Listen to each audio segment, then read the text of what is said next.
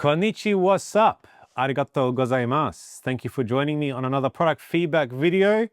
I just got back from my trip to Japan and I thought to share with you guys some of the cool technology products that I've decided to bring along with me to take photos, videos, do some vlogging. And I'm happy to share that I believe I got a little cute package together that really enabled me to enjoy my holiday without the technology getting in the way. So if you guys haven't yet, subscribe to the channel, make sure to like this video. And if you have some accessories that you believe are a must-have for any type of travel, leave a comment below and let's get straight into it. Okay, first things first, I actually decided to go iPhone 16 Pro for videos, for photos, and for vlogging.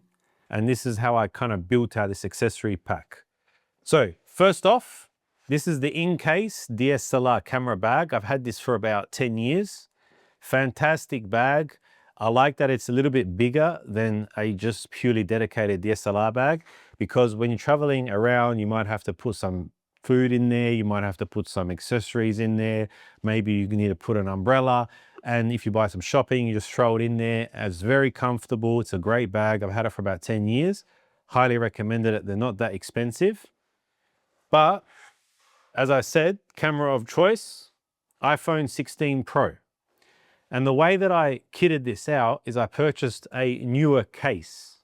And this newer case is really interesting because it allows you to receive one of these thread-mounted adapters for a 67mm filter. And the filter that I bought is a K&F ND, I think it's 1 to 8 stops. And what this allows you to do is it allows you to reduce the amount of light coming into the camera when you're shooting outside. So you don't have those massive blown out images and pictures that you might normally get. But the way that I filmed on this phone is using the Kino app, which is Apple's app of the year. Watch my other video, I explain to you how it works. But what it allowed me to do is quickly open the Kino app, adjust the amount of ND required, so the little auto becomes green, and allowed me to shoot in a frame rate that's designed for video without blowing out anything. So this was pretty neat, very easy to add on and to carry with me. And then when I was taking photos, I would shoot in the native camera app, shooting in Apple RAW. That's the first part. But the second part is, how then did I record the audio? Well, I picked up this. This is the DJI Mic Mini. It's a great little microphone, and I will do a vlog about Japan in another video that I have to edit, unfortunately. But all what I did was I used to pull this out, plug it straight into the bottom of my iPhone, which has a USB-C port, and I would then grab one of the mics and either start talking into the microphone like this or attach it to myself. And most of the time I just left it attached and on, and it's still got battery even now, and it's been 2 weeks in Japan. So really good little camera kit setup. And then when I was done, just pack it away like this, it's charging, and put it back inside. So we've got the iPhone 16, we've got the DJI Mic Mini, and I borrowed my friend's Apple Watch. And the Apple Watch allowed me to use the camera remote app. So when the phone was a little bit further away from me and I was trying to capture a photo, I could see and preview what was happening on the watch. Necessary? Not really, because I had friends with me to take photos, but it was still a nice to have, and it tracked my 30,000 steps per day that I was walking, which is pretty crazy.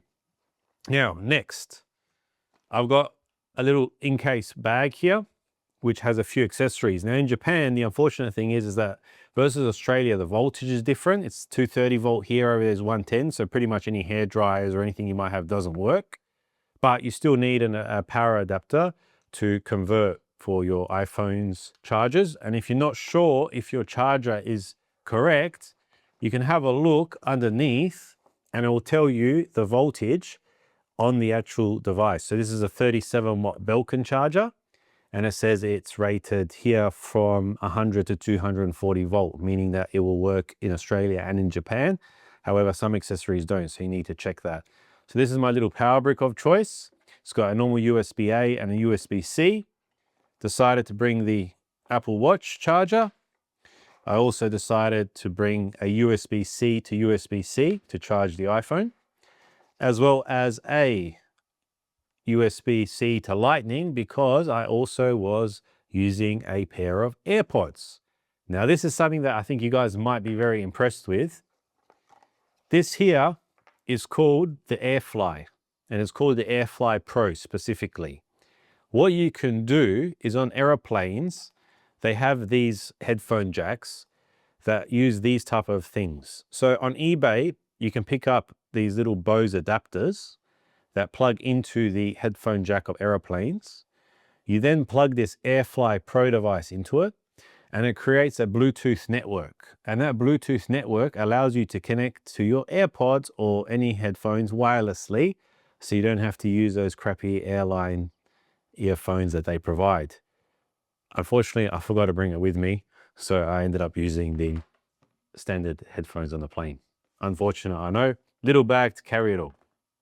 Next, what I brought was this Manfrotto little tripod. And attached to the Manfrotto tripod is this SmallRig adapter for an iPhone.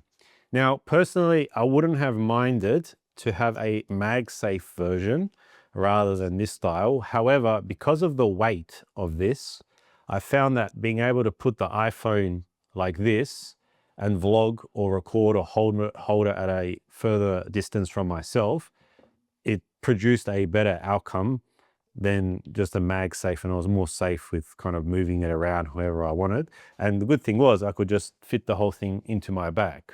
So that was pretty awesome. The next accessory that I brought with me was this thing here called the Teles MagSafe Adapter. I did plan to go around and drive some cool cars, but unfortunately I left my Australian driver's license, so that didn't happen. But this thing attaches around your neck, and you MagSafe the iPhone straight onto this, and you can do a first-person view. They're not very expensive. I'll have the links again in the description, but it was something that I thought I would use, but didn't end up using at all. Now, I also decided to bring a Anker 10,000 milliamp charger. This thing you have to have. You need this definitely on your trip. I found that with the iPhone 16 Pro recording video, photos, and GPS. I ended up pretty much with needing to recharge the battery at least once fully each day, and this came in extremely handy.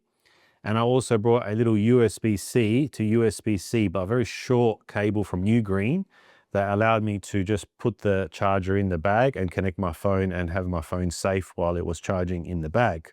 Must have. This is a must have. Now, what I also did buy, it was one of these little adapters from JJC. And what this actually allows you to do is, because it's MagSafe, and maybe you want to do some selfies, you can put a mirror on the back of your iPhone. Did I use it? Nope. Was it something that some people might find beneficial? Maybe, but I bought it anyway, so why not? Now, the last accessory that I bought was this here, which is a Ulanzi Tripod. Now, the reason I went for this one was because in the case I wanted to take photos or videos for a longer time and I didn't have anyone to help me, this actually allows you to put a 2+ meter high selfie stick, and it's a lot sturdier than the ones that I found online. And because of the height advantage, being that it can go up to 2 meters, for someone who's like 187 high, having that ability is really important. And then what I could do was I could remove the adapter from this tripod and stick it onto here. And now I have a makeshift tripod to take photos and videos wherever I go in Japan. And the good thing is that it folds down so small that you can fit it straight into that bag, which is really important for me.